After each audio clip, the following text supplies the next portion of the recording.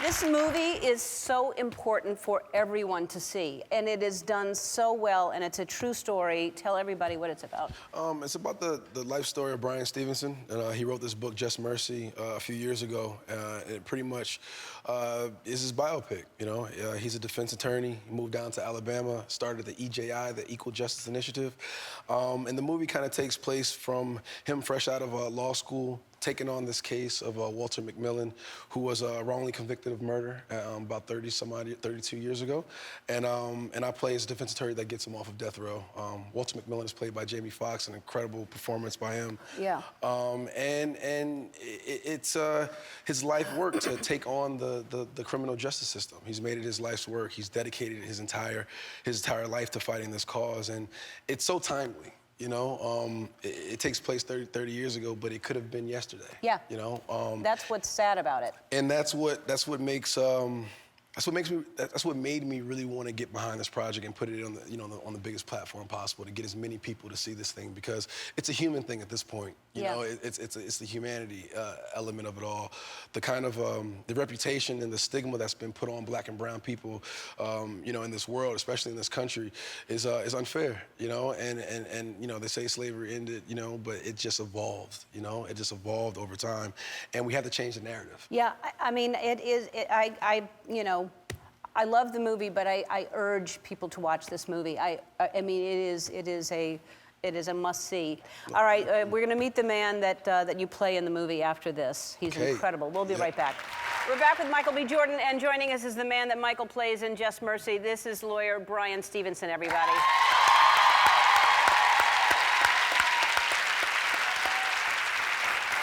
So we were talking about you before you came out here. You have been working for 30 years to try to get people out of prison that are wrongly accused. You've helped over 140 people out of... I just have to read this, first of all. I'm sure you never thought a movie was going to be made about your life, or that Michael B. Jordan would be playing you. We'll get to that in a second, because that's got to be wonderful to hear that he's playing you.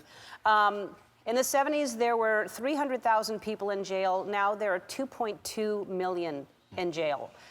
1 in 3 Black babies will end up in jail. Black defendants are 11 times more likely to get the death penalty than white ones. It's infuriating. It is, and that's what drew me into this work. I mean, I feel like we're in a crisis. We have the highest rate of incarceration in the world, 6 million people on probation parole. There's 70 million Americans that have criminal arrests, which means that they're often disfavored when they try to get jobs or try to get loans. 132 million people in this country have family members in our jails and prisons, and it would be one thing if it was necessary, but we put people in jails and prisons for silly things. I'm representing people who are serving life sentences for writing a bad check of $50, or simple possession of marijuana, life without parole. So we have this over-incarceration and this excessive punishment problem.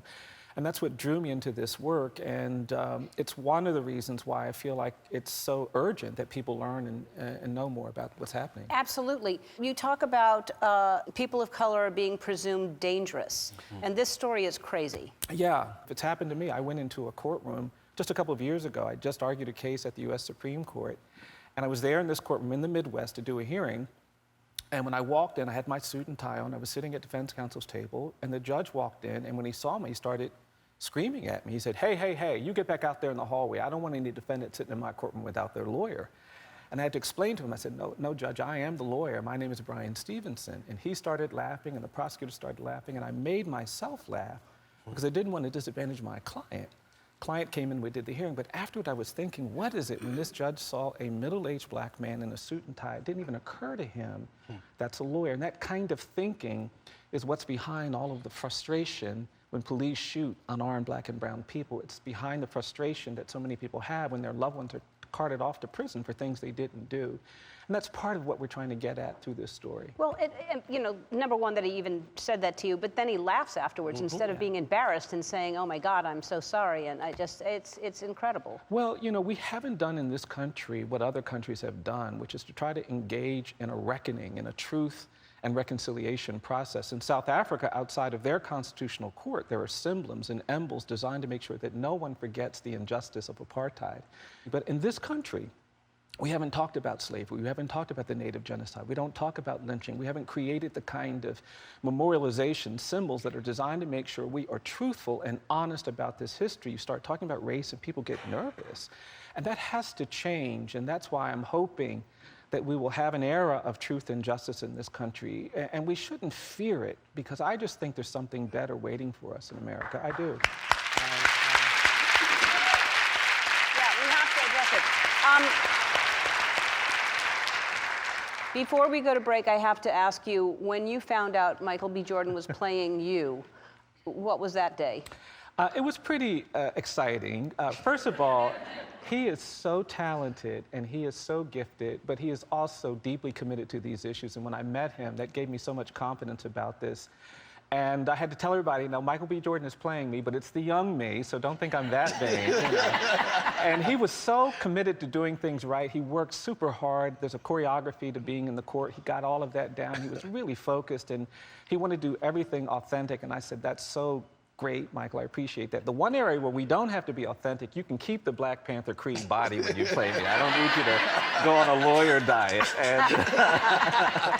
And it's been a great honor to see him on the screen. He does an amazing job, but an even bigger honor to get to know him and appreciate his extraordinary talent and his beautiful heart. Yeah, he is. He has a beautiful heart. Yes, he does. All right, well, I want to thank you for all the work you do, obviously, and I know the organization you founded is called the Equal Justice Initiative. Yep. It's run strictly on donations, and our friends at Green Dot Bank want to help support your organization. They're going to donate $50,000. Wow.